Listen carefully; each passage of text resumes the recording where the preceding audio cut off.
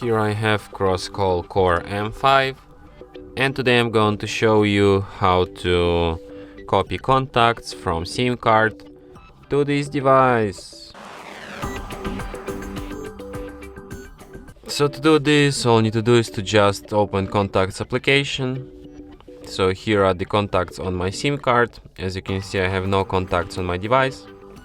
So to transfer them, we tap here, go to settings, then select import. Okay, let's try export. Okay, let's just try to copy like this.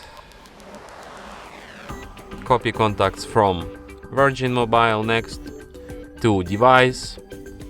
So here you can select which contacts you want to copy, then confirm it like this, and after that, as you can see, I have two copies of these contacts, one on my SIM card and other one on device.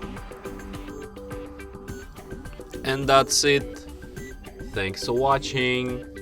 If you find this tutorial useful, don't forget to hit that like button and subscribe to our channel.